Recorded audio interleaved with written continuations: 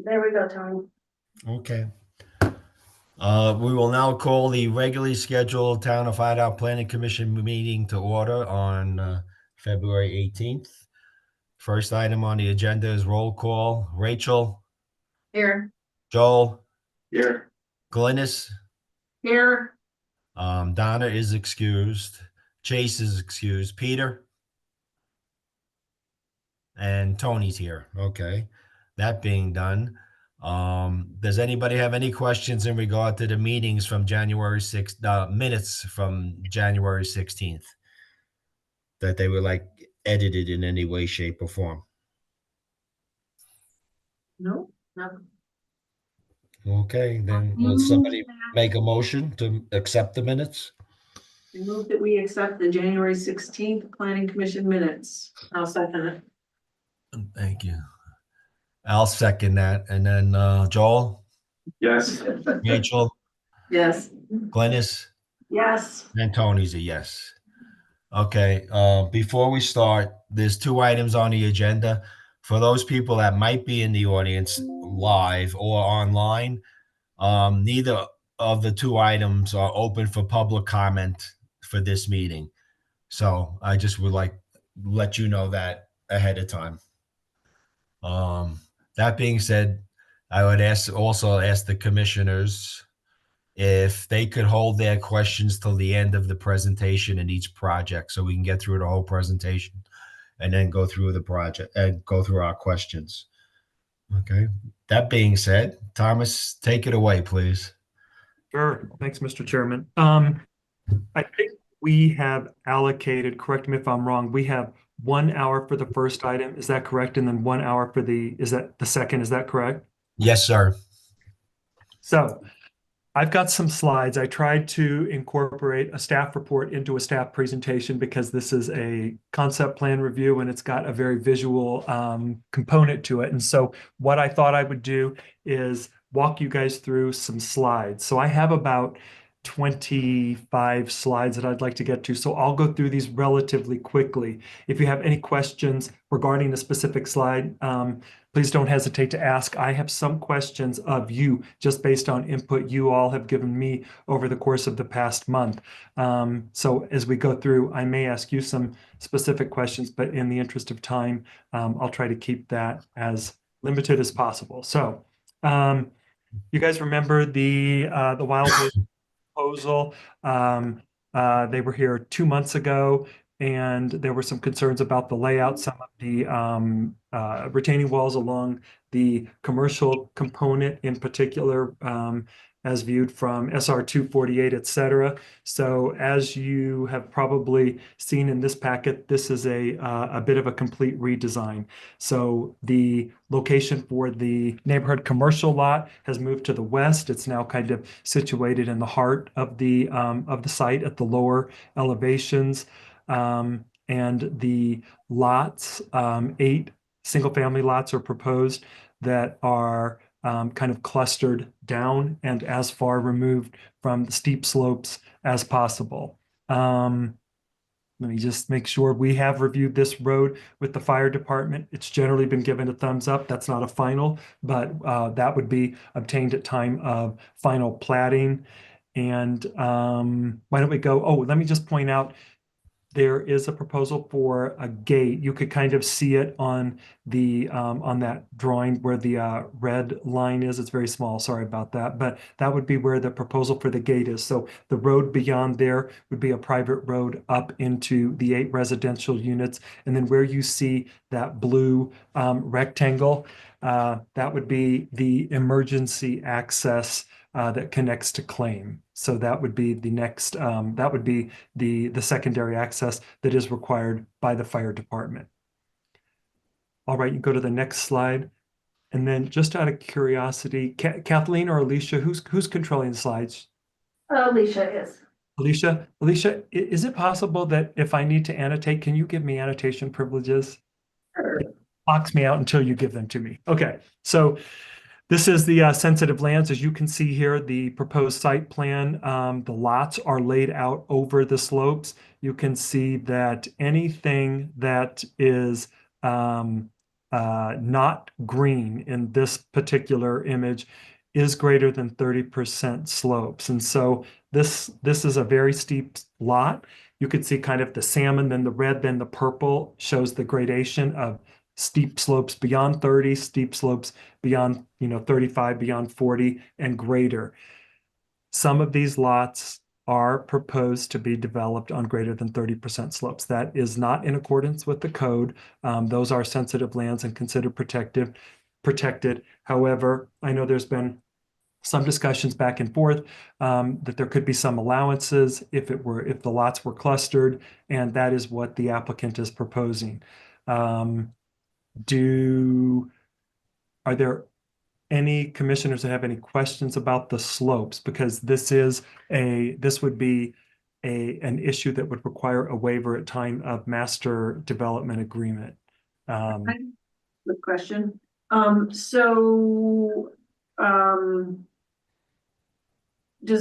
Will there be some undisturbed land around the building footprint? Yes, Or no? there will be actually, and I'll show you. Actually, Alicia, why don't you go to the next slide? That helps a little bit, and then I can go into a little bit more detail. So this slide right here shows you parcels A, C, D, and E that would be dedicated open space. So these areas would be undisturbed. And in addition to that, there would be setbacks for each of the lots that would also include a limits of disturbance boundary. So in those lots, you would also see some areas that are relatively undisturbed. And Thomas, his original proposal was calling for either 9 or 10 properties up there, and he's reduced that to 8 and given us more open space, correct?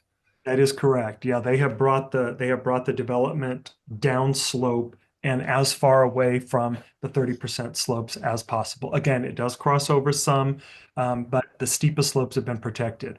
I should note where you see that red line, that is lot 8. Lot 8 originally kind of went to the top left of the development all the way to the end. We'll need to work with the applicant. The way the cluster ordinance works is we have to have a buffer all the way around. So lot 8 would reduce slightly, and we'll come up with the exact location of that line. But the area in red would be undisturbed. So yeah, there are eight lots proposed. Parcel B, the second bullet point there, which is right here. Parcel B, if you remember, was the area that was originally proposed for the commercial development, which has now moved over to here. This area we'll get to toward the end of the slideshow, but the applicant is proposing maybe 3 to 5 units, kind of smaller villas that might sit on that site, but we'll get there in just a second. But to your point in density, relative to density, yeah, single family lots are down to 8. And remind us, is it 15 acres? The total site is just over 15 acres. That's right. Let's see. Clear that. Okay. You can go to the next slide, Alicia.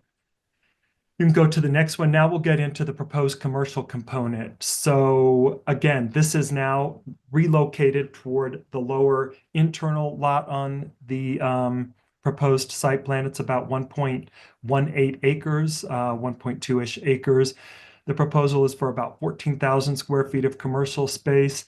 The access would be up toward the top of Wolf Road. If you remember originally when this was being proposed, we were looking at a proposed driveway down here. Now you come up Wolf Road and into the development. You can also see that the parking is located behind the building. That's also going to be important in just a second because I will show you the retaining wall that kind of follows that red line that is now located behind the building. That was a concern of the planning commissioners, that it was kind of out front facing SR 248. Now it's located behind the building. You can go to the next slide unless there are any questions on that. I have a question. I thought I remembered there being a restricted height imposed by the Wolf property, that it was only allowing 20 feet in height. So the 20 feet in height is for the prior recommended property for the commercial development, which I think is kind of lot 2 on the initial parcel, on the the base parcel plat map. That is in the area that I've got in red. That is the area where the height restriction exists. The height restriction still remains in place. It's 20 feet. Okay, so because this is moved to a different place, it can be taller, is that what you're That's saying? correct. That is correct. Yep. Good question.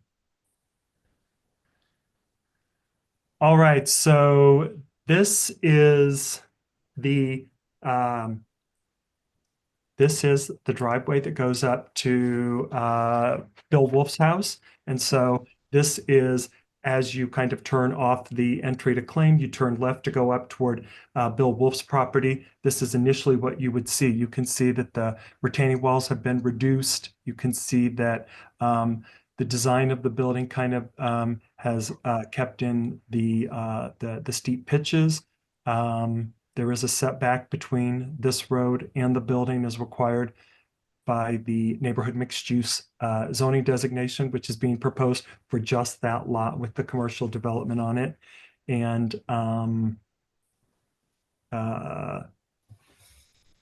any questions on that? I've got some additional slides where I can go into more detail, but I think that is primary entrance. Go to the next slide, because we'll discuss heights in just a second, building heights. So now we're kind of almost up at Bill Wolf's property, kind of looking down the driveway. You can see that this would be the driveway right here. You would turn off into the commercial development here. There would be a lower tier parking lot right here and an upper tier parking lot up here where the parking is on surface but located behind the building. The retaining wall back here is roughly at its highest is 18 to 20 feet in that area behind the building. And then of course it tapers down as you come in this direction because the road up to the residential comes along the backside. Any questions there? Again, the applicant is requesting taller retaining walls than is allowed by way of the code. Remember, the code allows a single 6-foot high retaining wall or 2 tiered 5-foot high retaining walls separated by a 5-foot horizontal shelf that is landscaped. So this would be a request for a waiver that would be incorporated into the MDA. Any questions about that layout? They don't yet probably have, like what type of soil is behind that? I know that they've done geotech reports. I haven't examined them in detail. I'm not sure that Gordon has either. They might be able to answer that question. But as far as my limited conversations with them have been relative to soils, I think there's a fair amount of bedrock in here. And I think that there is potentially an opportunity to use some of the bedrock, the natural stone, in some places where the retaining walls would be located. That would be subject to structural review, structural engineering confirmation that such a retaining wall would indeed work in the proposed location. We haven't gotten into that level of detail, but I think it's primarily a lot of bedrock in this area, not unlike claim. So if there's a lot of bedrock, I don't think I'd want to leave it exposed, but it would be, what am I trying to say? It would be better to have bedrock behind than like loose soil. It's certainly more stable. So it wouldn't pose a huge problem being over our typical limit. Again, they would have to provide the engineering and structural reports, but subject to that, I think that is the case. Gordon, jump in if I'm missing anything, but they would have to provide their engineers' reports that confirm that those walls are sufficiently designed for those locations. And the location of that, Thomas, it's not gonna be, for lack of a better term, a direct line of sight from the Yeah. road or anything like that. Along with it can be shielded with plantings and stuff like that. Yeah, I think it'll be important that, we really work on a quality structural component here in this garage, kind of this shelf, to make sure that we have deep enough wells to get decent enough landscaping to help screen that, because a little bit of view here, but a majority of this is screened by the building, which is actually, I think, a quite elegant design. But yeah, we do want some landscaping to help in some of the areas that are exposed. So my question would be, and I guess this is for Gordon, I'm not sure, is it possible to tier that? So if we have right now, 2 5-foot walls with a 5-foot gap in between, that's asking a lot to now put a 20-foot wall in. Is it possible to tier that, given the layout of the property behind it? And Gordon, you can certainly answer that, but Alicia, could you go back 2 slides, because this may help? Go back 2 slides to the one that shows, oh, actually, yeah, that's probably a good one right there. You can see part of the challenge is going to be that this is the driveway in. This dashed line is kind of the retaining wall line right there. There's not a lot of space between the road to get up there.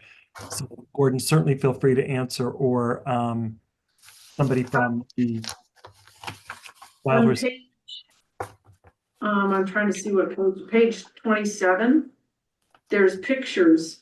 There's retaining wall examples, and there's like a parking. There's parking right up to the retaining wall. But that's up higher, I think, than the band. Yeah, that is, but that, I don't know. I thought it was a good example of retaining walls. Yeah. So there have been a few questions asked, and so can they be repeated one at a time so that I can answer them? So I think one of the questions, Gordon, was, could we tier that retaining wall rather than having 20 feet? I think the question might be for the applicant's team. I don't think there's a lot of space between that wall and the road. Could we bring that wall in a little bit? It would be hard just because of the drive aisle spacing and the length of a parking space. I think there might be very limited space. We could look at it, but I think the space would be very limited between that wall and where the road is at the top of that wall. But Jerry or somebody can chime in if I got that wrong. No, you got that absolutely right, Thomas. This is Jerry. Everybody, good evening. Our intention there is, first of all, you addressed it in terms of, do we have geotech studies that were done for the site? We have. They're limited. We have submitted them and given to the city. We will do additional geotech before finalizing this layout here on the commercial. But to your point, Thomas, you're right. It is very narrow back there. It's sort of a challenge between terracing the wall that's hidden behind the building, or losing some parking spaces potentially because you'd narrow that gap back there.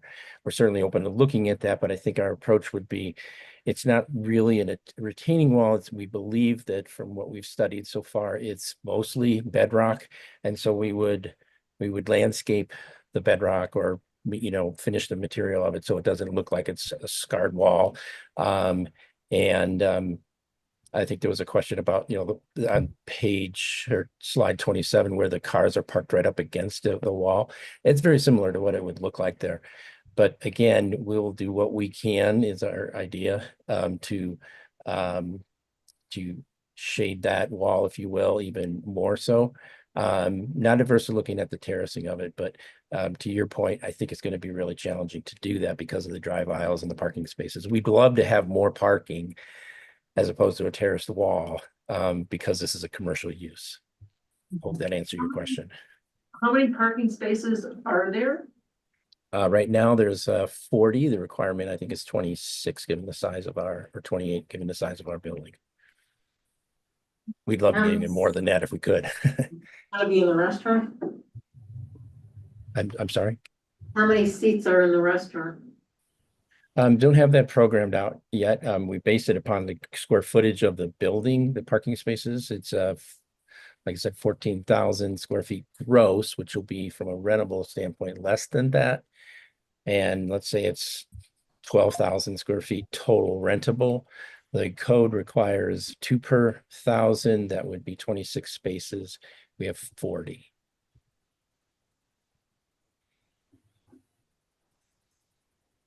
And then while we were previously on the subject of retaining walls, it looks like you're requesting another 20-foot retaining wall up by the bend. Is that correct? Which would be, I think that's lot 3 maybe. Yeah, that's right, Thomas. I don't want to cut in on your cadence here and your going through the plans, but we're going to address that now. We're going to address it when you get to it. I think now is probably right because these are the 2 big retaining walls on site. Okay, sure. Discussion. So in that particular case, I would tell you the way we looked at that was twofold. The topography of the site does require that.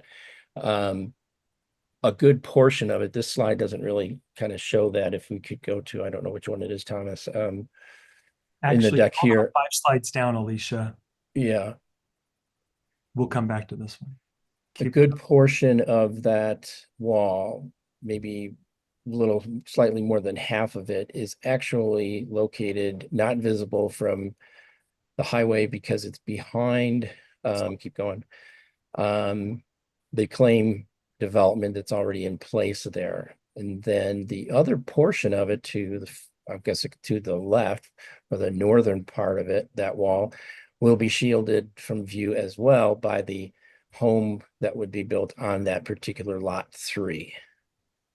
So it's probably covered or shielded from view as much as the wall behind the commercial space. Yes, so you can see down here at the bottom, maybe you can use your pointer there, Thomas, and show where Claims building is outlined. I think it was 2 slides back. So basically lot 3, that residence. Yeah. Will be shielding most of that wall and they'll be staring at that wall. That's right. Okay. That's right. And I think we also had made a recommendation on in this relative to this retaining wall to maybe put some evergreens here to try to shield it, but it's a pretty good sized wall. But lot 3, that structure will shield it pretty well. That's great. One comment here, question. So one of the commissioners, and I apologize, I'm not using your name. I'm using a small screen and I don't have it, so I apologize. But there was a question about how the surface of the walls would be finished rather than leaving them with cut bedrock. Am I saying that correctly?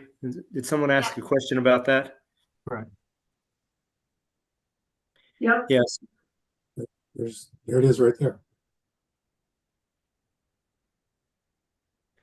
So Jerry, Yeah. Go ahead. Do you intend, and you've alluded to this, is there, Yeah. How do you intend to put face on this bedrock scar? Well, two ways. I think we'll finish it so the scarring's not apparent from the devices that are used, the equipment that's used to cut away at the wall there. And then in addition to that, we'll put landscaping in front of the wall there, particularly where it's highly visible. So the walls, so if you've got bedrock, the walls that we see on this picture, they're not going to look like that. These are finished. These are finished, right? These were examples meant for the area, kind of in that same picture that we're looking at there, where it wraps around the residential road, and they're twofold. The code suggests, as it mentions in the note there, first of all, they will be vertiblock, but they'll be natural stone looking as opposed to, so I would say in those photographs that you see there, the best example of a natural stone sort of style that we're envisioning is the one on top and the one on the bottom. The one in the middle looks more like a standard block, but we are understanding and sensitive to wanting to keep a natural look in the neighborhood there, not just because But of I'm code, not, but I'm because not that's what we want to do. understanding. These would be veneers on a bedrock cut slope. Are you proposing to put these as veneers on the bedrock cut slope? Not necessarily. So these pictures don't represent what will be, the way it'll be in the field. Well, no, they do, Gordon, I'm sorry, they do in terms of where the road supporting retaining walls are. I thought you were referring to the wall that's behind the commercial space, behind the commercial building. Well, I guess I'm talking about both. Yeah. I think that's the commissioner was asking about both. We definitely do intend to put these style that are in the picture on the walls that are mostly exposed, which are around the curves of the roadway there. And we can certainly consider you putting would use veneers like this on those. Yes. So I think And- these are, And the commercial space also? Yeah. Okay. so your engineer is here, Christian is here. I might just be showing my own ignorance here. I'm not familiar with systems like this that would be attached as a veneer onto a bedrock face. Am I missing something, Christian? Hi, Gordon, and commissioners. This is Christian Mulholland. So I think, right, we have two different scenarios. Some of the walls that we're showing in this example would probably be more examples of downhill MSE wall, which are mechanically stabilized earth walls, and they would have geogrid down. On the uphill side, up to a certain height of when we're covering, and if we had exposed bedrock, you could use a vertiblock type system as a gravity wall system, or the second option would be of more of a sculpted, soil nailed type wall scenario. So yeah, Gordon, I think you're if you right. have bedrock, you're probably looking at shotcrete, like what you see in Provo Canyon. Yeah, like a shot created fascia, right? So you would have, they'd probably be really shallow soil nails, or you would have to do some nailing to hold up it would be obviously designed by a geotechnical engineer, dependent on, the precise conditions of the bedrock. But yes, in instances where a native natural exposed bedrock would not be the solution, it would be a shotcreted face to that. Yeah. slope. So just so the commissioners know what to expect, I think we're going to run into sheer bedrock walls, and the way you finish those is with shotcrete, similar to what you see in Provo Canyon. Is that what's right before the dam, as you're heading down into Provo Canyon? Well, it's after. No, I'm thinking of after. If you're westbound down Provo Canyon, it's down the steep walls on your right as you're down in the canyon. But I also think you're right. Before you cross over the dam on the left-hand side there, if you're heading towards Provo, that's also shotcreted. There's some locations there that are shotcrete sculpted walls. It's like concrete at the end. Okay, thank you. Not like stucco. Gordon, does the wall have to be shotcreted if it is bedrock? Is that a structural issue or is that an aesthetic issue? Aesthetic. It's not a structural issue at all. Could it be left if the bedrock was preferred, depending on what it looked like? Could it remain bedrock?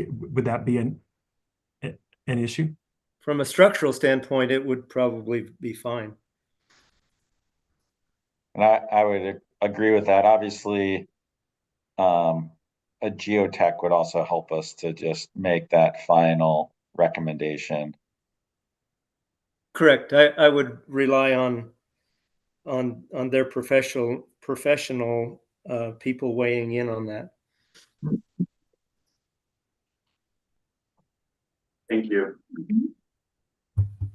Go, Thomas. Let's see. Alicia, could you go back to slide number 9 on mine, but on yours it's going to be maybe like 15. Try 15 because you have the minutes in here. You're talking about the commercial. Can I ask a quick question about the lot sizes? Sure. What approximately, what are those lot sizes? On the residential you're referring to? Yeah. Yeah, on the upper part where the estates are, we call the estates, which is the area up beyond, above the commercial space there. They're on average about 0.7 acres, so not quite 1 acre. Part of that change has become apparent because of our preserving the not wanting to build in those excessive slope areas and converting that instead to open space. By so doing, we've lost buildable sites there. And so we squeeze a couple of sites in on the lower area where it is allowed to be, where it's less than or around 30% slopes. And that's kind of squeezed a few of the lots down to less than an acre. Okay, Okay. Hope that answered it. yeah. Good. All right, Alicia, could you go forward 3 slides?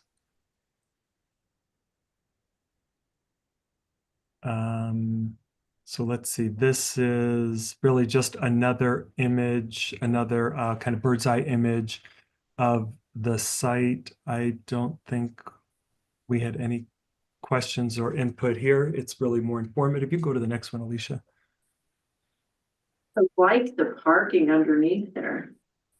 Yeah, and it is nice to get as much parking as possible with with minimal impact as possible. Yeah, I agree. I think that worked well. This is kind of giving you a little bit of an understanding of the internal site. If you guys want explanation, we could certainly have. I think Tom Longy is on, or somebody from Stantec, their architects. Kurt, you want to take a minute and talk about the programming? Before he does that, just keep in mind, folks, that we're planning the building to accommodate what we think are the needs and uses. We, at this point, I'll just full disclosure, don't have a lease signed or a letter of intent on the uses. So Kurt, go ahead and talk more about what you're contemplating there as far as the programming and why you laid out the building the way you did. Absolutely. And thank you all for your time, and thank you to the Commission for the opportunity to speak today. So what we've looked at from a programming standpoint is to provide a series of tenant finishes that would work with the needs of the community. One of the most important aspects is a market. We're working internally from a programming standpoint. If this resides on the upper or lower level, most likely the lower level, which is a market that would provide provisions to the community that would be accessible during the morning and afternoon hours. And then to the page right or south of the site would be a restaurant as currently programmed that would be provided to the community and provide that restaurant opportunity. We've indicated a restaurant mezzanine that may or may not be included. We've referenced it simply of a future restaurant tenant that may want to have that mezzanine seating or mezzanine function as an option. We're looking at that from a code standpoint with regards to egress and what that would mean if that was to be put in later. So that's an element we're considering. And then the other element is perhaps a bar or another function that another tenant may desire to have on that upper level. One element that we do have is a connector. So on the page left, you see the market. On the page right, you see the restaurant. And with the parking below, as you enter into the building from the east or the top of the page, you would walk into a transparent lobby or pre-function space that would have windows and glazing that allows a visitor to capture the view by looking over the reservoir and looking at the mountains and the ski resorts beyond, so that you really maintain the views available on the site, and that allows you to flow naturally to any one of the tenants that may be provided within this program.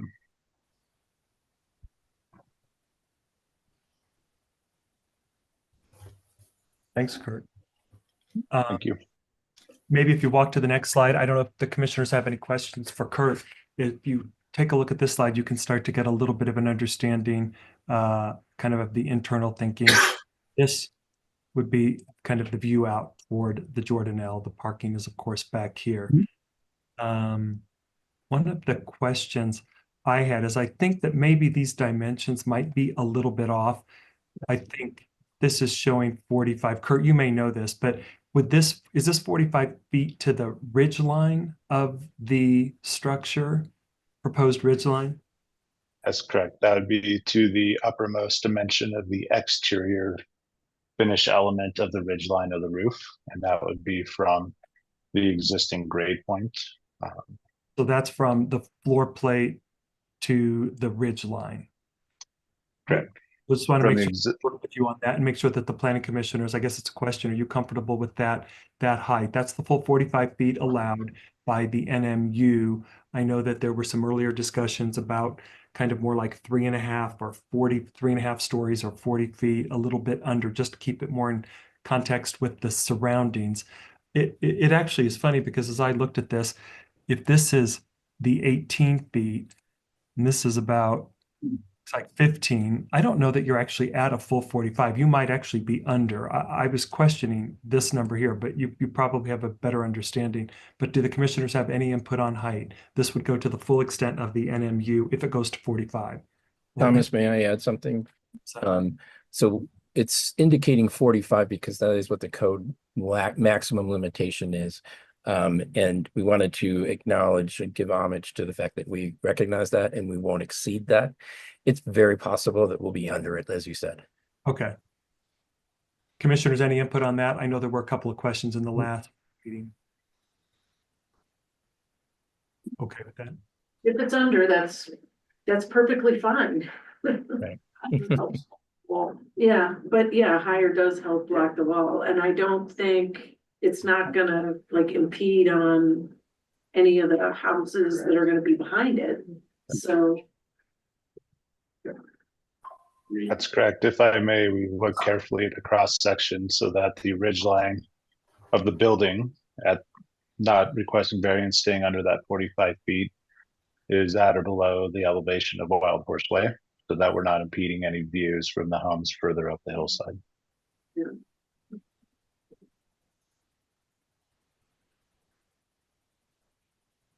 All right, Alicia, if you don't mind, go to the next slide if there are no questions. I think you can go to the next one. We've kind of walked through that one as well. You can go to the next one. You're starting to get an understanding of the layering for the parking. These are the floor plans.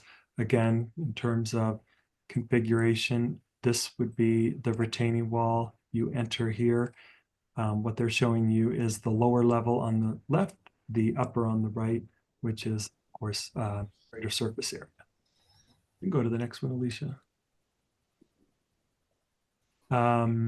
These are the proposed materials. As you can see, they tend to be rather more in the earth tone range. They're warm. You've got articulation in the retaining walls. I think that Kirk kind of outlined the is between the two primary structures with glazing for views out over the Jordanelle. Kurt, any input you want to provide here? Generally, these materials are in line with what the Planning Commission has typically approved as far as design standards, design guidelines, and materials in other areas. They're the warmer materials, but any questions? Kurt is probably the much better person to ask that question. Any questions on? It almost looks like barn wood, which is kind of cool. Yeah. Agreed. Alicia, you can go to the next slide. Let's see here. Again, this is just kind of illustrating where the materials would be used. You can, I won't walk through all of these, but you can kind of get a feeling with regard to what would be where. You know, you've got some glass up here that kind of has this brise soleil, which is kind of this horizontal layering of wood to kind of diffuse the light on the inside, as well as give it a little bit of a shadow pattern on the outside. But yeah, pretty natural materials, mostly in the earth tone range. Go to the next one, Alicia. Let's see here. I'm trying to make sure I make my time here. This is just noting that the proposed neighborhood mixed-use dimensional standards would be met. We discussed the 45 feet. You guys were generally comfortable with it going up to. Less might be a little better, but generally you guys seemed okay with that. It meets the setbacks, etc., for the proposed site. Yeah, I'd say go to the next slide. So this is the residential proposal. So this is that cluster concept where they're bringing everything down. You can go to the next slide. We've discussed some of these, so I can make this quick and still make got 16 minutes. One of the things we do want to make sure that we coordinate with you guys is to understand the setbacks and LOD lines. So to that extent, I think, why don't you go to the next slide, Alicia? Here we go. So these were the proposed setbacks and limits of disturbance. So the mountain zone requires 50-foot fronts, 25-foot sides, and 30-foot rears, which is kind of what you would see in this, can't draw very well, like in this gray area here, right? What they were proposing is something that was more in the line of 15 feet for the front, 10 feet on the sides, and 15 feet on the rear, which is kind of this area in green all the way around. So this is the lot line, and the green area would be the area that they're proposing for the setbacks. Based on some discussions with you all, I think that a reduction in the front yard is actually quite good. It saves land disturbance on the rear of the property. So I think that 15 feet makes sense there. You have typically required 20 feet all the way around on sides and rear, rather than the 10s and 15 they're proposing. That preserves some additional native vegetation, disruption to slopes, etc. So this is really for discussion. Are you comfortable with 15 on the front, and then what they're proposing 10 on the sides and 15 on the rear?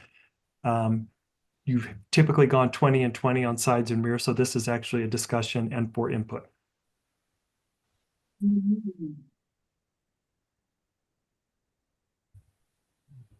Well, you all know that I like as much native material around a building site as possible. So I vote for 20 on the sides and the rear, but 15 is okay in front.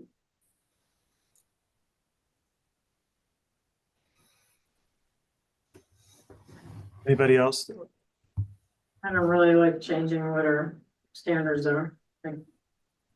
The challenge is for these standards, I'm sorry, these setbacks for the mountain, those setbacks assume approximately an acre lot, and with them clustering to bring the buildings, the homes down off the slope, the lots are smaller. I think as Jerry noted, maybe 0.7 of an acre, 0.5 of an acre might be some of the smaller ones. And so to have those kinds of setbacks could be a bit disruptive, a bit limiting to the development on the site, which is, I think, why they recommended these. Again, the bottom one was almost a bit of a compromise just to keep it more in line with where you guys have historically landed. But again, this is a discussion. Considering that he's reduced the number of lots and Yeah. given us more open space up top, I don't have an issue with that. With the bottom one, Yeah.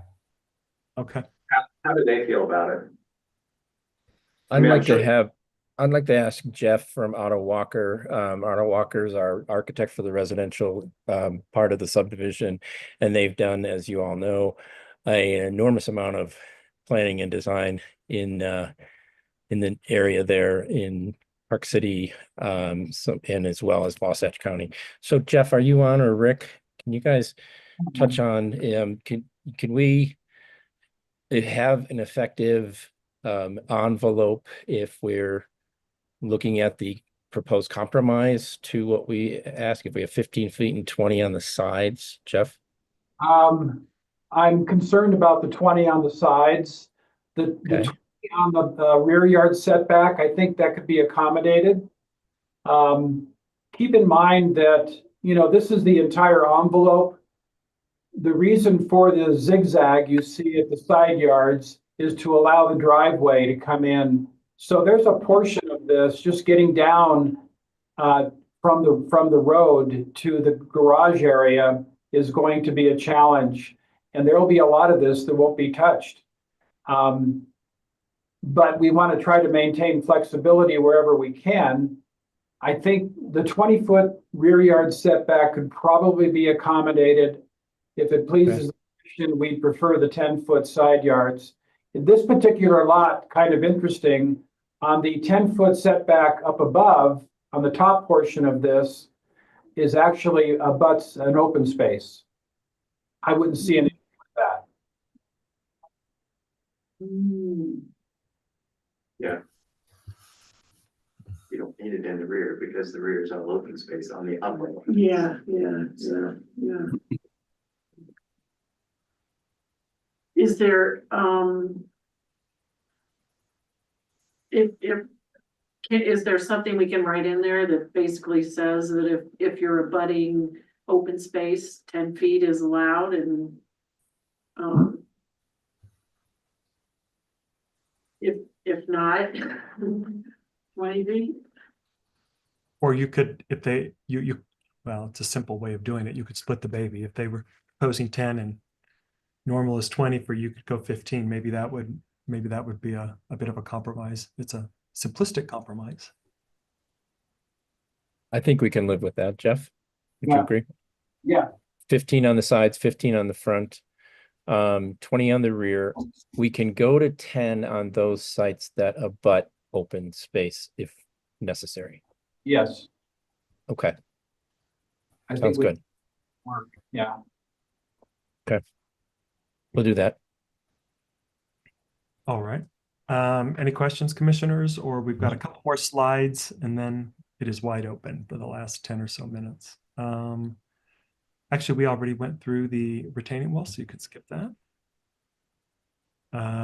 We skipped that. And this is at the very top of the development. Could you guys describe what the treatment is going to be as you cut out the landscape, what that will be? Is that a retaining wall? Is that exposed bedrock? What will that be? So that's been put in there to accommodate our discussions, as you mentioned at the outset of the meeting here, with Wasatch County or Wasatch Fire District. They require at any dead end like that a opportunity for their apparatus to have a 3-point turn ability.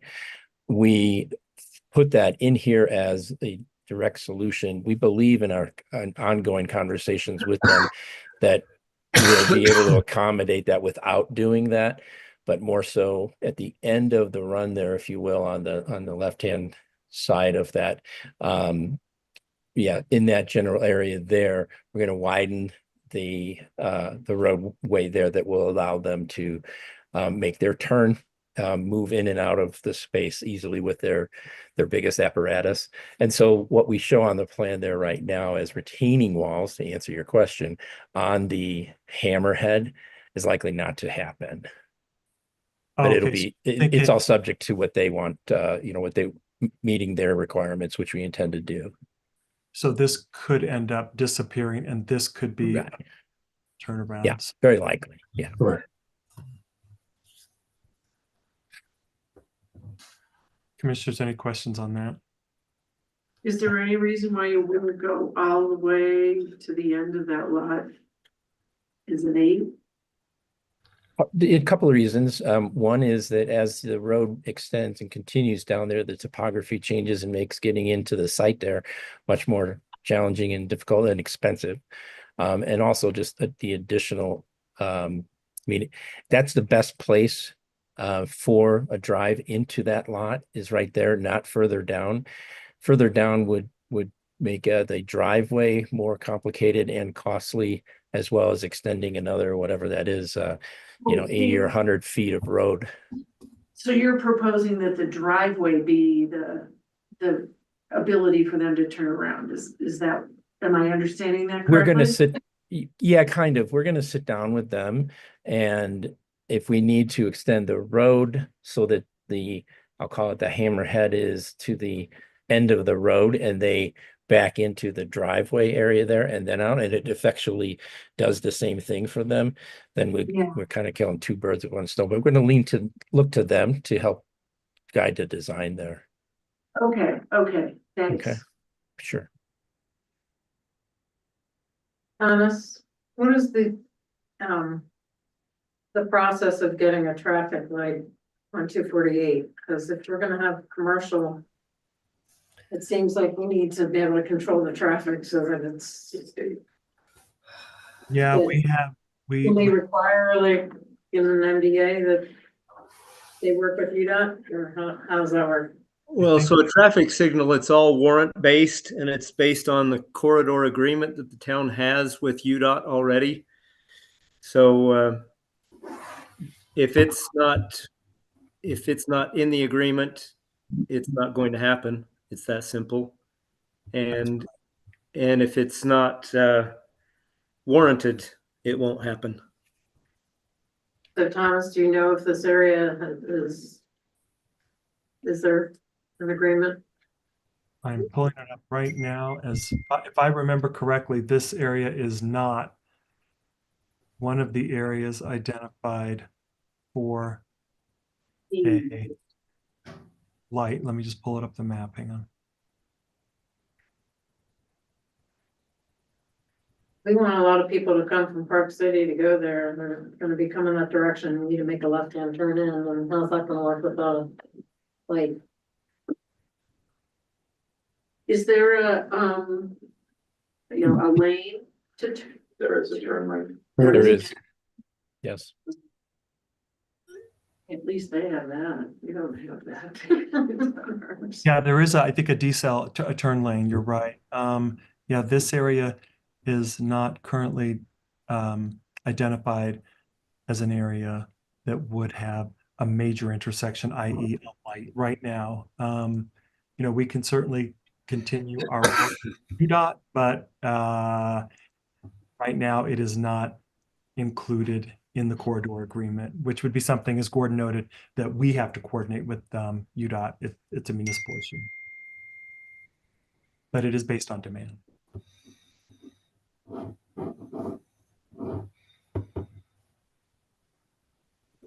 Let's see, this is just to make sure that the Planning Commission had asked about kind of cuts and fill. It looks like they're trying to do most of their cut and fill on the roads. These are road cross sections, road cuts. You could see there are some areas where there will be some cutting, let's look at this one right here. So this is the proposed road. On the uphill side, we'll have to excavate. There will be some cut, and on the downhill side, there may be some fill added. Some of these have some significant kind of cuts and fill. Christian, what is the I forget some of the couple of the major ones. Like what would this cut in here be? And I can't zoom in on mine. Numbers 10 and 18. 10 or 18, you said? That's the cross section. Second to pull that section up. So If you go back to the slide above it, Alicia. Sorry, it's not that one. It's the one down below, I guess. I think it was two. Yeah, there was a couple up. There is one that shows where that turn is and where the section numbers are. I think it's further. One more, Alicia. There you go. That one. or it might be one further up, one more up. I think Yeah. There you go. yeah, if you zoom So in this is there. just to let the planning commission know that, you know, in areas like right here, there's going to be fill to support the, and as you come upslope in areas here, this will be cut to accommodate the road as well, just so the commission. This is a pretty steep area. And I know, I think I have an annotation right there that lays out that retaining wall, or it's not a retaining wall, it's a one-to-one cut slope that we're anticipating being bedrock, which could be steeper than that. So on that uphill components, some of that's dependent on, this precise field conditions at that location, but looking at adjacent to those claim lots on the foundations that they dug there, you can see it's very, very hard bedrock, very close to the surface.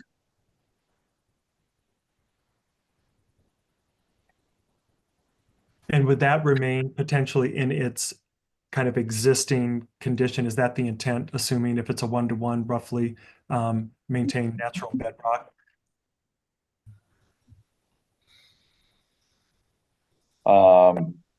I think that's a owner's decision. Some people prefer the look of exposed bedrock. Some may and would rather have a sculpted shotcrete. It's kind of our intention is to make this we're going to live here, right? So we're taking the approach of making it an upscale, nice finished area, which completely eliminates the idea of leaving scarring from backhoes that cut into the bedrock there. So we would finish it in some way with shotcrete or something. Okay. Or you could even, I mean, depending, maybe in certain conditions, we could look at it, there might be veneering that you want to do, right? Yeah, right. Because you're right. I think too much bedrock can look like scarring. Right. We don't want to see that when we're living there, and nor do we want our neighbors to see that either, or the city. You don't want rocks falling on you. That's right.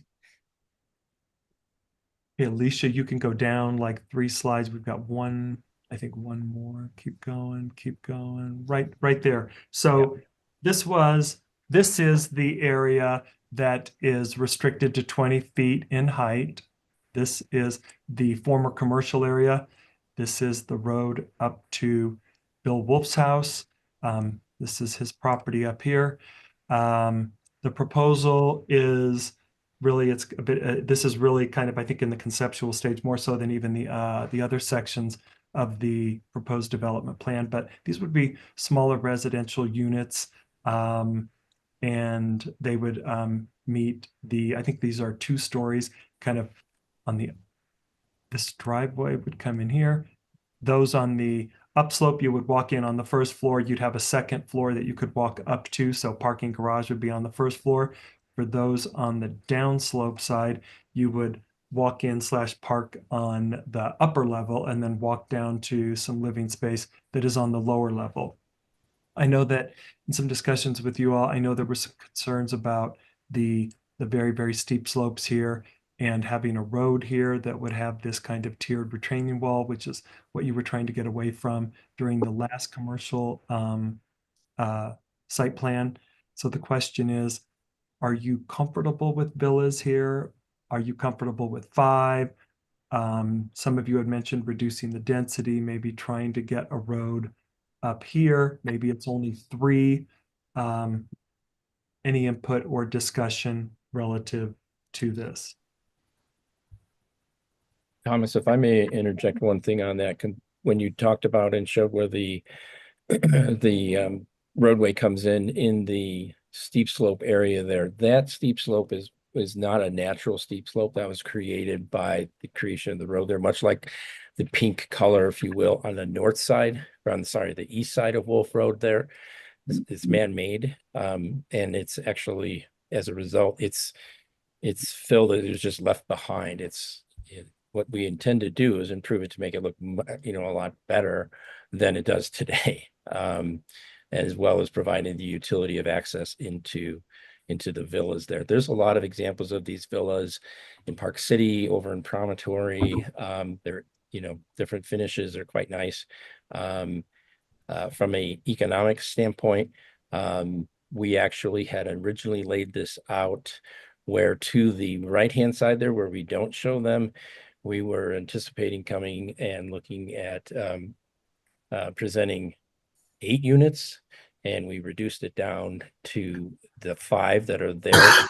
That's the minimum economic sense that it makes there for us.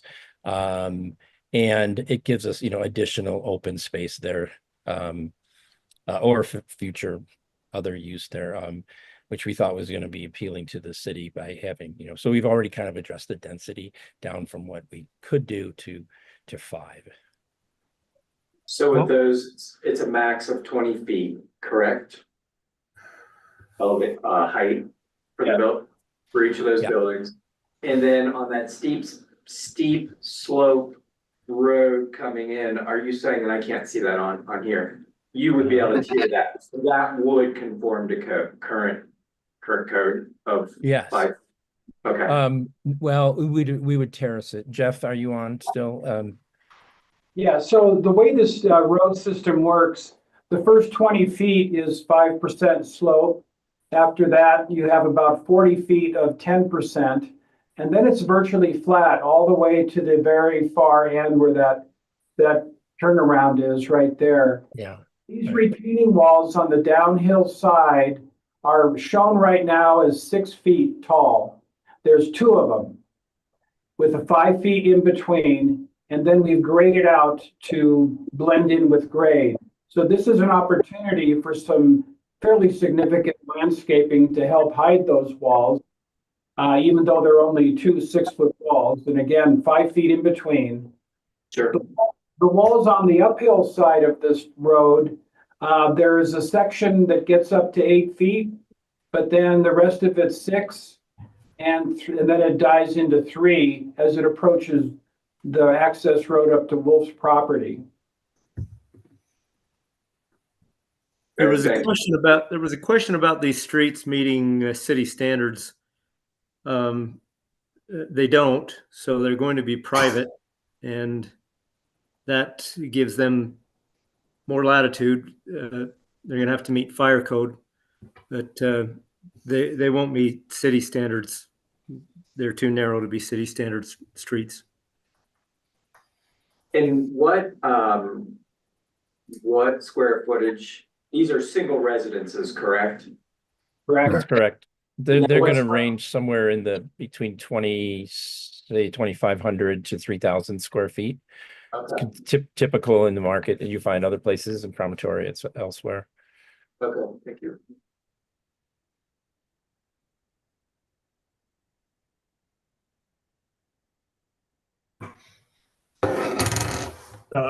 Any input with regard to the proposed density? Are you all comfortable with that?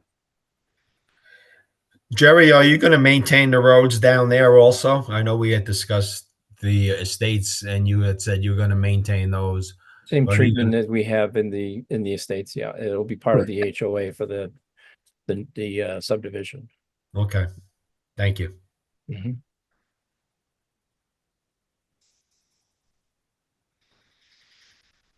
All right, I think that's all I had. If there are any questions, general questions that we didn't cover, commissioners, I know we're running up against our time. Please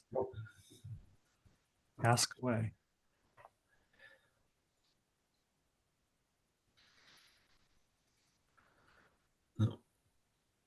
I do have a question for Polly though, if she's on. Yeah, I'm I just- here. do we vote on accepting this concept pending the completion of the MDA, or we just put this over till the MDA is done? The MDA is separate from the concept plan. All right, So you don't need the MDA to approve a concept plan. okay, thank you.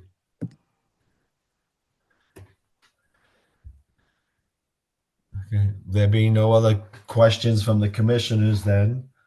I would just say the only other thing is if you all do decide to move forward, I know that Gordon had done a very thorough engineering review.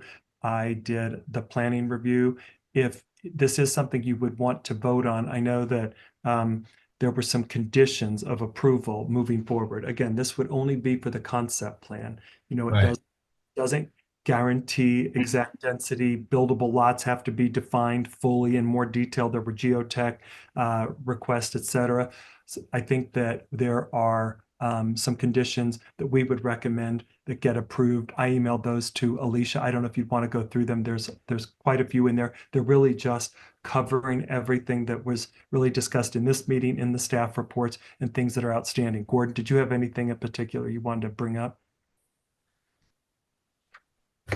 No, it's just a long list of conditions that should be, if the commission chooses to forward a positive recommendation, it should be included.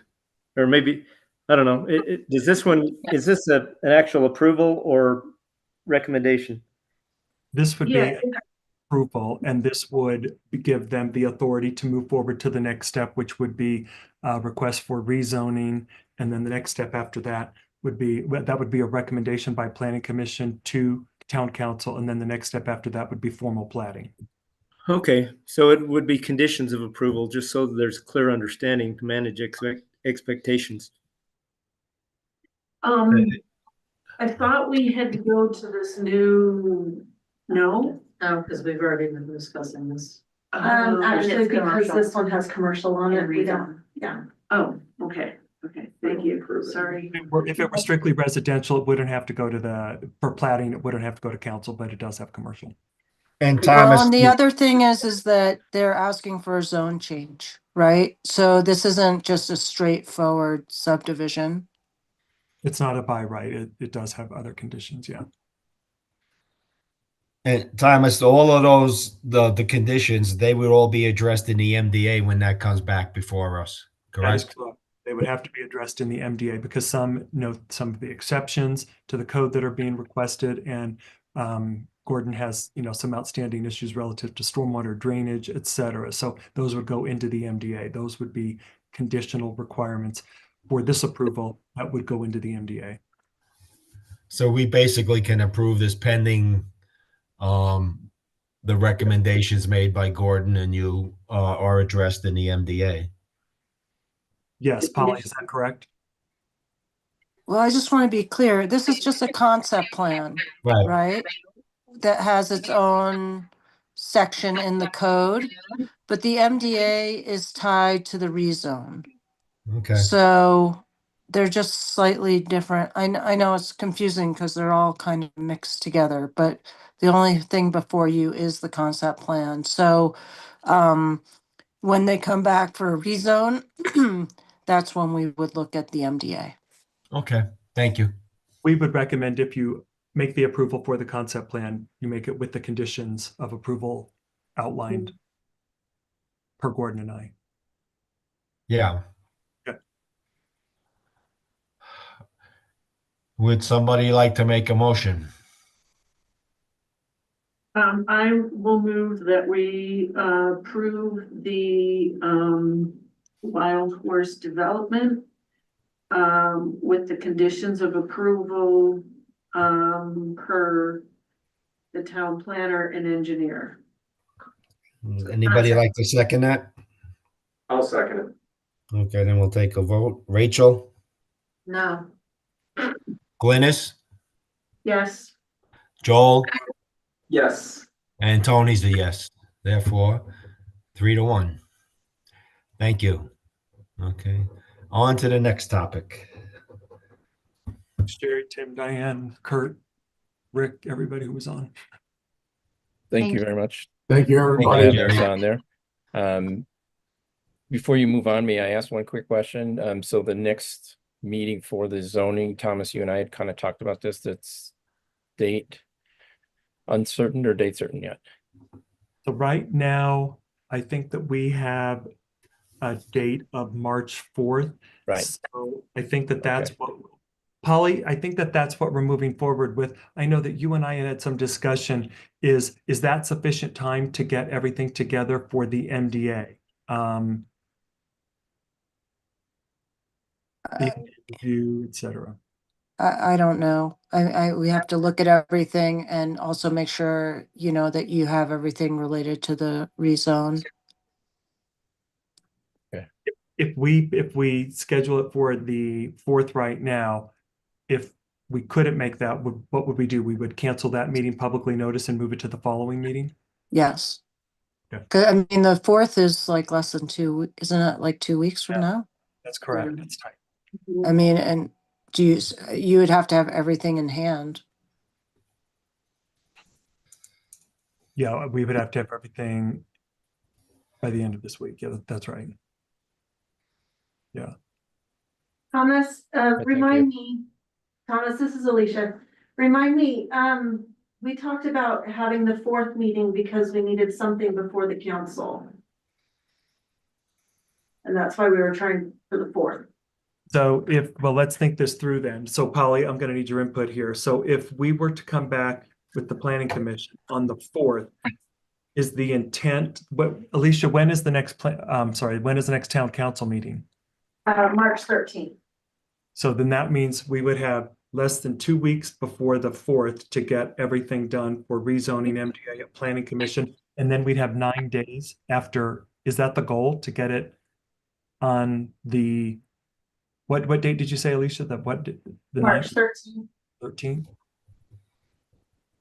I don't know how you're gonna, well, The noticing is going to get a little wonky because you're going to be noticing, I have to think about this. You're going to be noticing council before you actually have gone to planning commission. yeah, why don't we talk about it offline? And yeah, And Okay, we'll let you So- go on with your next meeting. Thank you. then are we going to tentatively schedule it for the 4th? I think that's what we're doing. And if for some reason that can't work, we'll have to publicly notice that we're moving it to the next one. Okay. Okay, thank you. Thank you. everyone. Thank you, everyone. Thank you.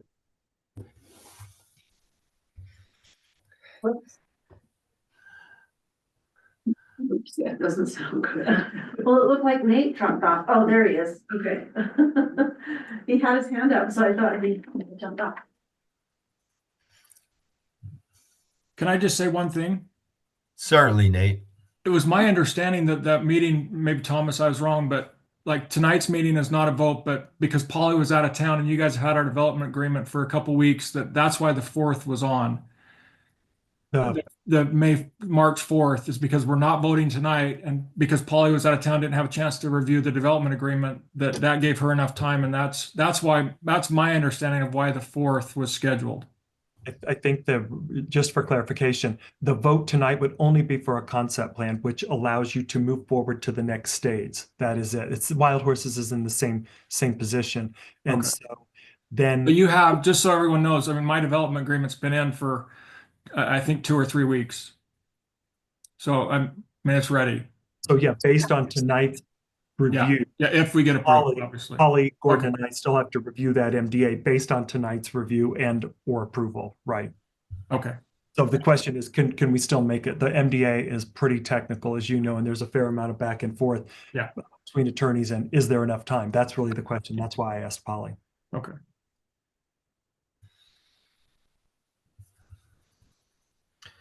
All right, Thomas, do you want to take us through this? Yes, I will. Okay. So this is for Elkhorn Springs, so I'll quickly walk you through this. There have been some revisions to the plan that was submitted at the last meeting. As you can see here, the proposal actually increased in density because of adding some of the stacked flats down near the commercial area. Thanks for zooming in, Alicia. You could see there that single family units total 137, townhouses, twins total 53 units, and the stacked units are 36 units. Again, the development area is 15 acres. Density would be about 1.96 units per acre, a little higher than what you see throughout town. Certainly the master MDA is 1.5 units. This would be a little bit higher than that.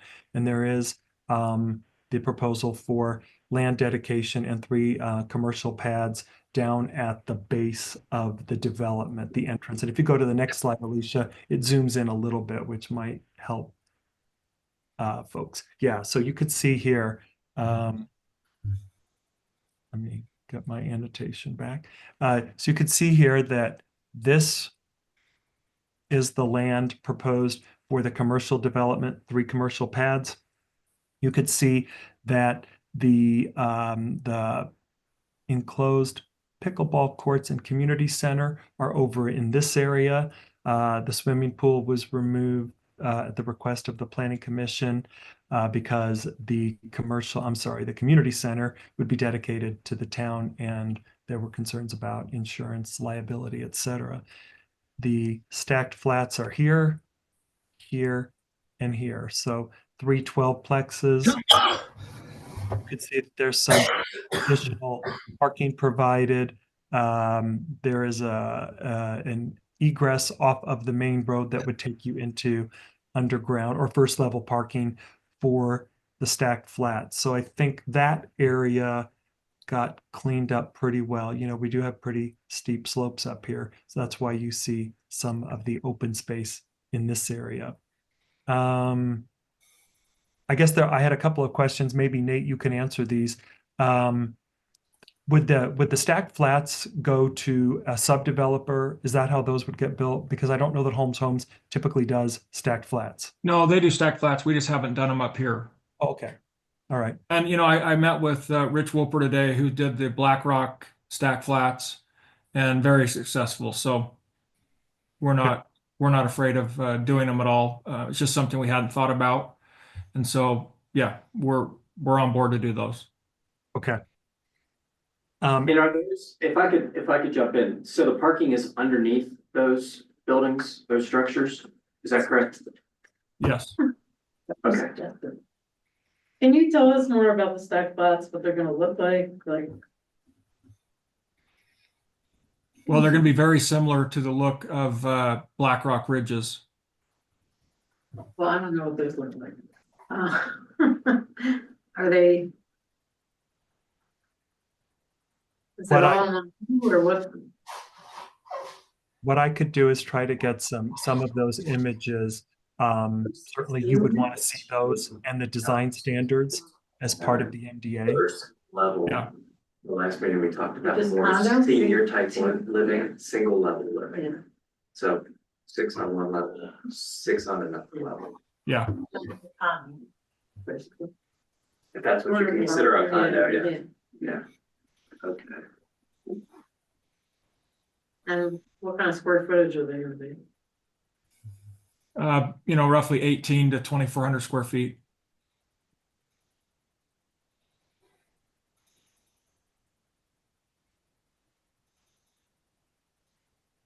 Nate, one of the things we'll want to think about if this gets recommended for approval moving forward is, you know, being very specific in the area down near the commercial, what is the land dedicated to the town, et cetera. We'll want to make sure that is resolved. You can go to the next slide, Alicia. So what you see here in red are slopes greater than 30%. You could see that the entry road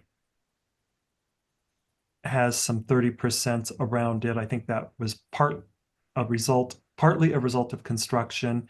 That is the secondary access road for Golden Eagle. That would be the primary road for this proposed development. The land over to the right is the wildlife corridor that we're currently working with UDOT to ensure its preservation, and to ensure that that area continues to serve as the drainage catch basin for all of this project, well, for majority of this project, as well as Golden Eagle above. So preserving that is important. Nate has committed to defining that area on a plat map and then dedicating plus or minus 15 acres to the town, and maybe incorporating some trails in that area. But that's an area that we are working closely with UDOT as we speak to ensure that it is preserved and protected for wildlife management. But there are some other areas within this development where some housing, some units, some lots developed on 30% plus, and similar to the Wild Horse development. The question is the planning commission comfortable with allowing for some roads to cross 30% and some lots to be built on 30% plus? That would have to be incorporated as an exception in the MDA.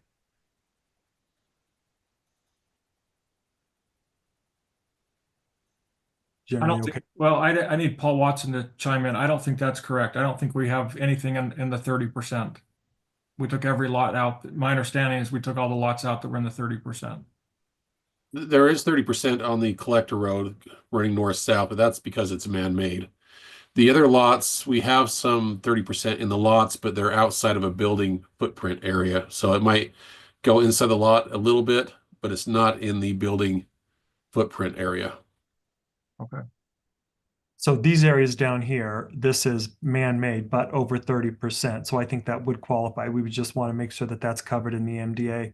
A lot like the one up here is also, I think, probably over 30%, and it'll be hard to build outside of that. But like I said, I think it's de minimis. I think you guys did a good job, but I just want to make sure the planning commission understands there will be some minor disturbances on land over 30%. And that second one that you just pointed to is actually an open space.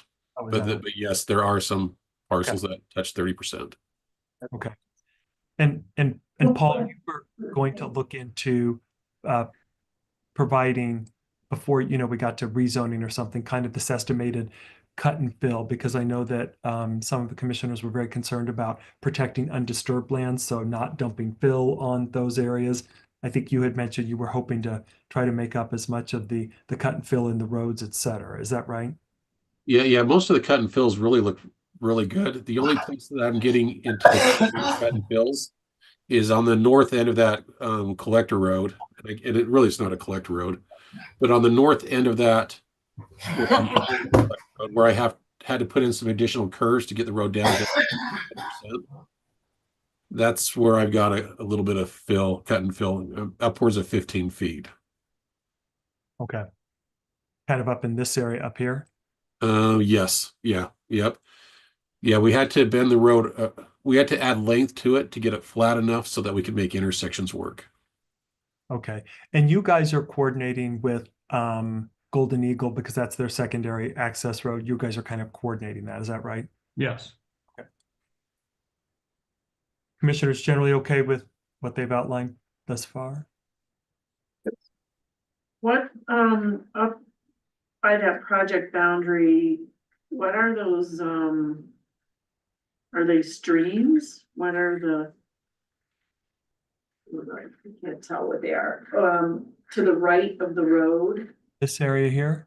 Yeah, those little, those lines, what are those? Oh, I think those are drainage. Are those drainage channels, I think? No. Cause, and there's another one that goes through that loop.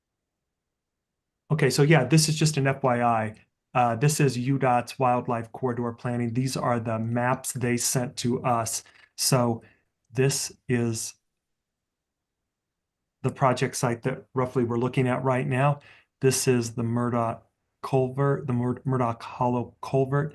This is the area that Nate is proposing to dedicate to the town, and that is an area that we have to preserve. What UDOT is recommending is an underground culvert here. They've also got a recommendation, just so you all are aware, for Dead Man's Gulch up at the top. That would also be a culvert to get wildlife across there. So these are their two primary areas that they're looking at. For Nate and Paul's understanding, it's a little hard to see on here, but the existing access road that kind of comes up to the house right here, they may be looking at this as a wildlife corridor as well, as a third wildlife corridor in this area. We may have to tweak some of the site plan a little bit in here, depending what input we get from them over the next 4, 5, 6 days. So just keep that in mind, that they're looking at really these three. This is a draft map they sent us. It's the early version. So we're continuing to work with them, but just so everybody's aware. So they're talking, Thomas, that UDOT is talking about putting a culvert in? They are talking about putting a culvert in. Here's the issue. They have not identified any funds to put it in. So what they're saying is this is the right location. It needs to be protected. We would like to find funding to do this, but they have not committed to any funding as of yet. So it could be a public-private partnership. It could be a state, county, city partnership. We don't know yet. They've just identified the locations. But if they say we're putting in a culvert here, that doesn't mean the town of Hideout has to put it in. Is that correct? That's correct. It doesn't obligate the town. Okay, thank you. You put a bike lane in there too? Yeah. You can. We did have that discussion when we were having some of our early discussions with UDOT, and they're generally trying to get wildlife corridors independent of pedestrian and bicycle corridors, because the animals, once there's a certain scent of humans, they don't use it as much. So they're trying to find a way to kind of have almost dual corridors or slightly displaced, which is unfortunate because it costs, of course, a lot more money to do two rather than one. And these would be like 8 to 10 foot corridors going through there, or pipes? They could probably be greater than that, actually, because of the length of the tunnel. One of the things they noted is that the wildlife, if it's too narrow, they won't walk through it. If they feel it's too narrow, too confining, given the length, and 248 is pretty wide, they could end up being bigger than that. I bet they would, actually. Okay. Go to the next slide, Alicia. Let's see here. Let's see. I think that this is really just showing the aerial imagery below it. We've got some dimensions here. I don't think that I have a whole lot to convey here. You'll note that the lots up top are at the top of the page are Golden Eagle. Those generally run about half, or 0.6 to 0.72 of an acre. These lots will be generally smaller than what you see up there, a little tighter. I think there's some pretty good clustering and attempts to preserve open space. Again, that could tweak a little bit if we need additional wildlife corridors, but I just wanted to kind of give the commissioners a bit of context between Golden Eagle and this proposal. Any questions there? All right, you can go to the next one. This is the project phasing. It's a little bit hard to see. I think this is phase 1. I think we've got 2 over here. We've got 3 up here.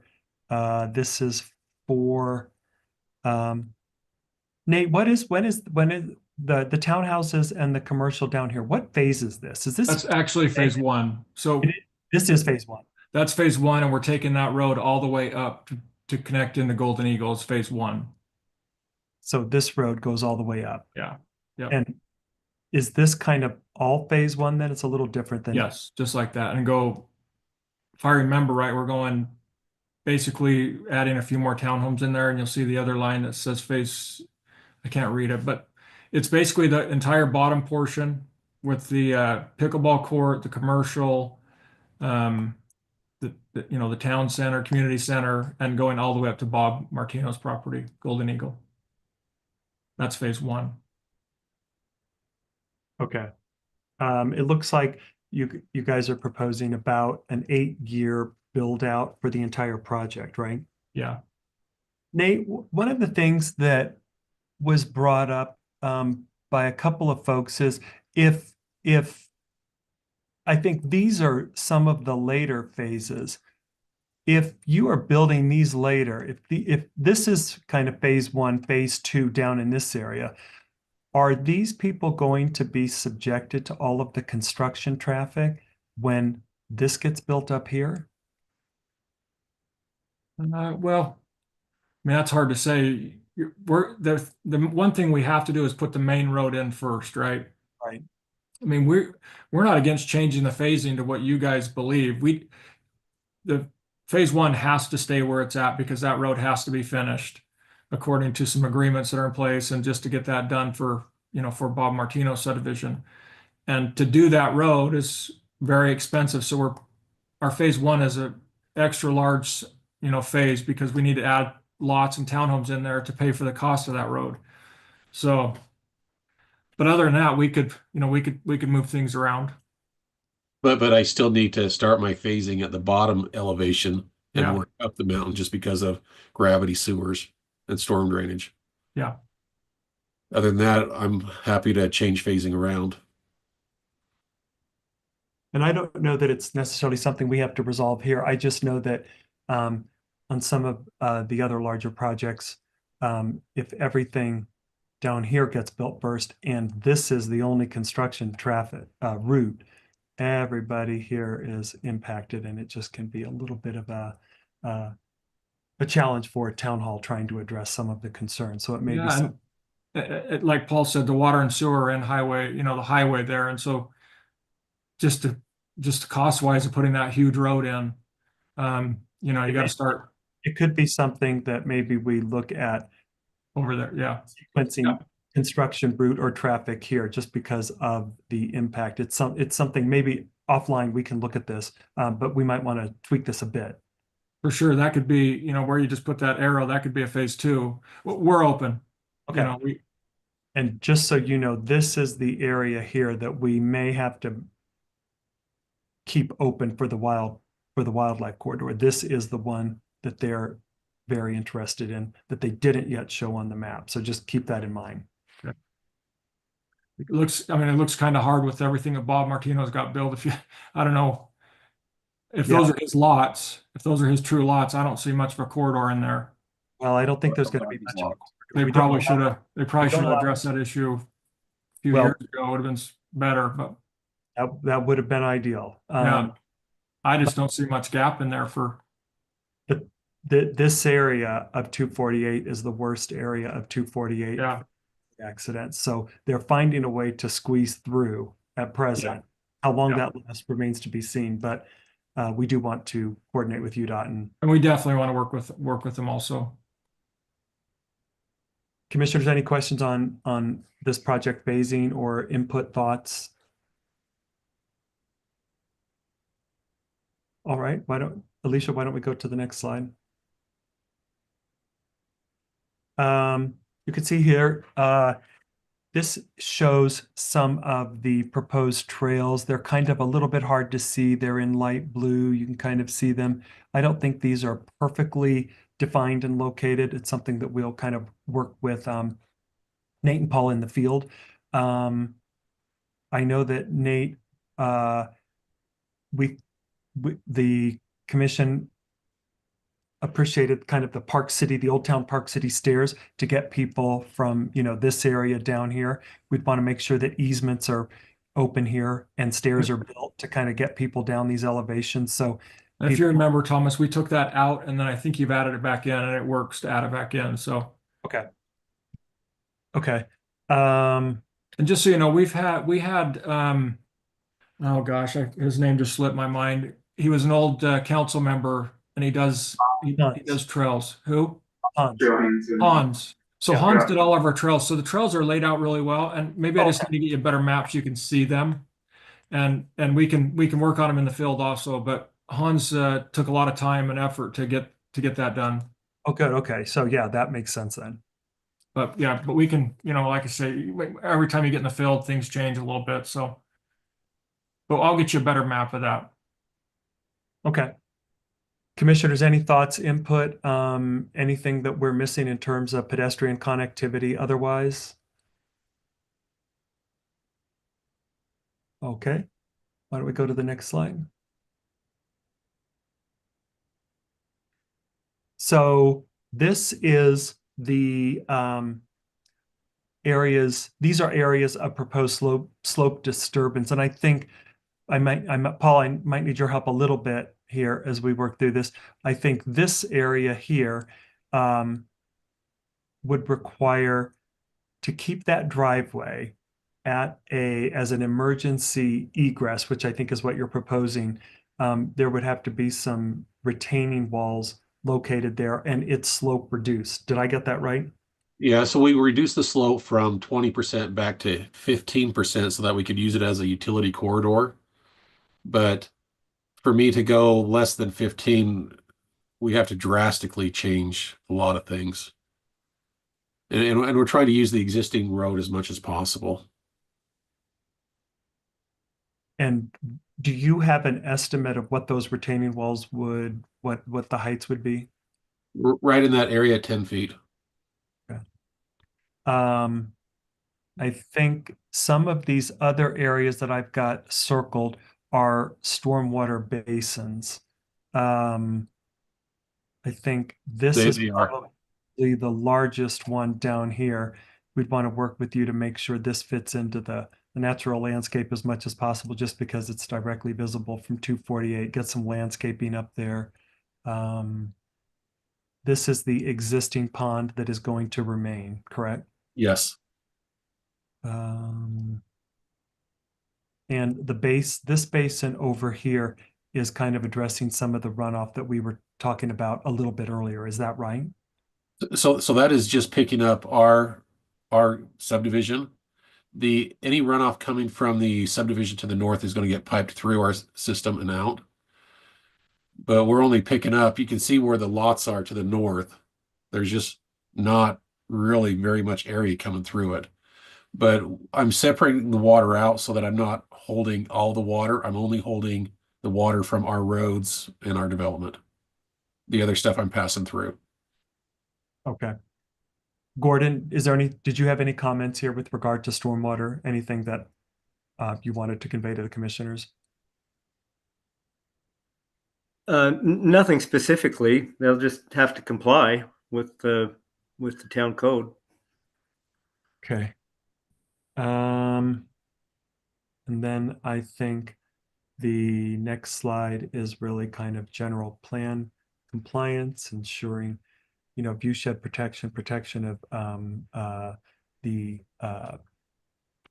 landscape to the greatest extent possible. I don't know if you guys wanted to walk through this. I know you've walked through it a couple of times before. I just wanted to make sure that I included that slide. We can come back to this one if you want, but maybe the last slide is, I think, just images of some proposed housing typology. And Rachel, I'll get you some photos of what is being proposed for the stacked flats, just as far as precedent images to help. That would be something that we make sure we get to you guys before any rezoning or MDA. Any questions? I think those are all of the slides. Gordon, is there anything that you wanted to convey at a general level with regard to engineering review? Well, there were just a lot of comments on the conceptual plan, but we need to have the understanding that this is a conceptual plan and that it's subject to change, and even if it doesn't, the engineering has the right to future full unfettered review when the preliminary or final plans come through. That's right, yeah. So similar to the prior project, the request is for concept plan approval. That doesn't entitle anything. It just allows the applicant to move forward to the next step. We've also prepared a number of conditions of approval if you did want to forward, or if you did want to vote for this particular concept plan. Other than that, oh, Alicia, I sent you an image of undisturbed land, because I know that a couple of planning commissioners had asked about that. Again, this is undisturbed land, which will be less area than open space area. Is it possible you could show that? Yeah, I just have to open my email really quick and. Okay, well, we'll keep talking. There's no rush on that. We'll kind of talk through a few other things. So I don't know, Nate or Paul, if there's anything you wanted to convey that I missed. Yes. Commissioners, you have any specific questions? Go ahead. We were planning on all these roads being private except for that main north-south road that we're calling the collector. So the collector road would be public. All the other roads would be private. And Paul, remind me, if you did private roads, are you proposing to meet the new town standards in terms of width and high back curb and keep them as private roads, or are you proposing a different? So the collector road, we are following the city standard for that. All of the other roads, we're following a standard that you had a couple years ago, or last year, 2 years ago. A couple weeks ago. Didn't it just get changed? It was back in January, yeah. But we could, I mean, the high back curb, if that's something you guys really like, I don't like the look in a mountain, but if that's something that the council and planning commission like, we could go to the high back curb. And one of the main differences is on the roads, the private roads were 26 feet of asphalt versus 30. But the width. Yeah, and on private, we can't have the parking up by the commercial. Yes. Is it perpendicular parking there? Correct. I think that what we would have to do is, right now, we don't have a standard for that, but I do think that if we're going to put commercial there, we'll want the perpendicular parking, so we'll have to work with you. Maybe you, I, and Gordon and Paul work on that to see what we can come up with. Well, I think they're proposing those streets to be private. Private. Yes. Oh, so you can do perpendicular. Yeah, so we can do it if it's private, Okay. yeah. So that's one of the reasons to keep it private. From an engineering standpoint, if they go private, then really the only then the fire code is what dictates widths, and then the only city standard is the pavement thicknesses of the asphalt road base and sub base. You know, the whole pavement design still has to be the city standard. Yeah. Yes. Yeah, we would do that. And then utilities, drinking water, storm drain, and sewer in private streets would be privately owned and maintained by the HOA, and they'd be master metered.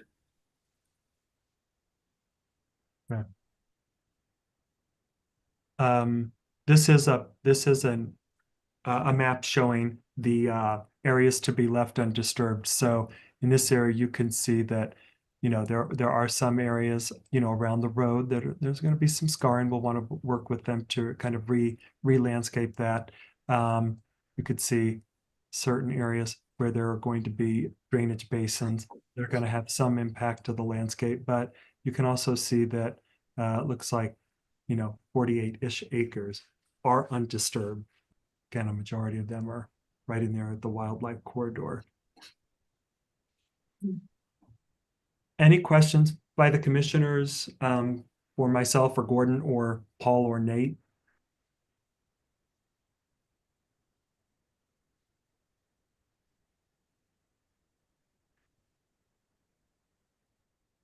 Just for the record, this is, you know, for concept plan review and potential approval. We haven't discussed at this point anything with regard to kind of the community impacts, the details of that. We're happy to get into that if you want, but that's not really a part of the concept plan discussion unless there's time and you want to go there with regard to contributions for the recommended or proposed upzonings, things I know that Nate has discussed in the past, some signage, some the spine trail survey and design work from Camas to Park City Heights, some other things. We can get into that if you want, but really this is to make sure that you are either comfortable or have an opportunity to recommend revisions for the concept plan.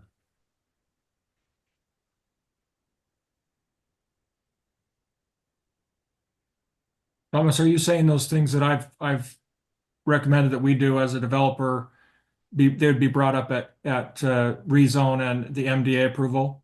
That's where they would be located. Okay. That's where they would Okay. be discussed and then placed in the MDA. The planning commission, if they want, they can discuss that now. I just didn't know if before this meeting started, I didn't know if we were going to have time for that, just Yeah. because we were kind of racing to get these both done within an hour apiece. So if they want to discuss that, they can. But really, at this point, we don't have to discuss that. It's focused on concept design, materials, layout, engineering, kind of things like that.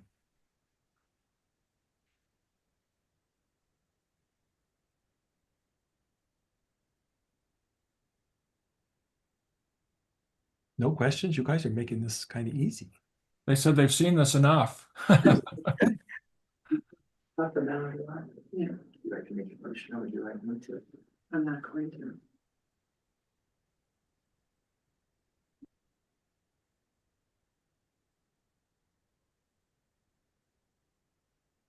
Well, I move that we make a positive recommendation for the Elkhorn Springs Development Concept Plan. And could I just request that you make that recommendation inclusive of Gordon's engineering conditions and my planning conditions? Absolutely, inclusive of Gordon's engineering conditions and Thomas's planning conditions. And I will send you that list, Nate, just FYI. Okay, thank you.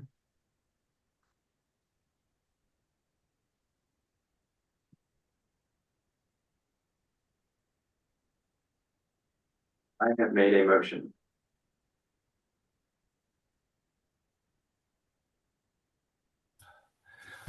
Does anybody want to second that? Okay, I will second that motion. Now we'll take a vote. Rachel? I'm gonna say no, and I'll just explain a little bit that well, I like this plan better than anything else that we've discussed. I still feel like the whole area is being a little too developed, and I don't feel like we need to decide to develop this lot at this time. I think there's so much real estate for sale, and I think it'd be held off to a time in the future. So I'm saying Donna? no.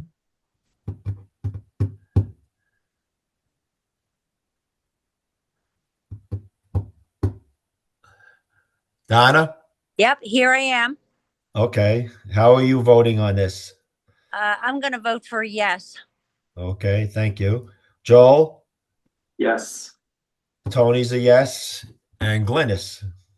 No, All kind right, of well, the same way that Rachel does. okay, but that's 3-2 to accept this. Thank you all.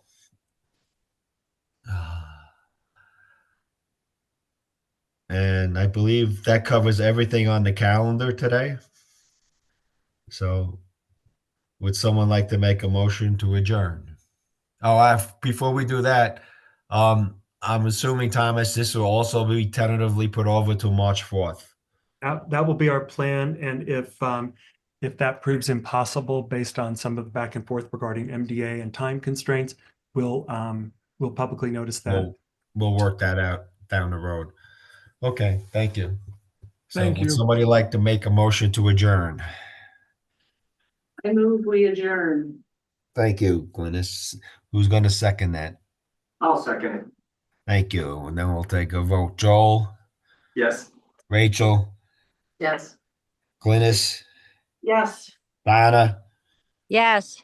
and Tony's a yes. Thank you all for participating. And Thank you. hopefully we'll see you March 4th to get these to the finish line finally. Thank Have a you. good, thank you. Have a good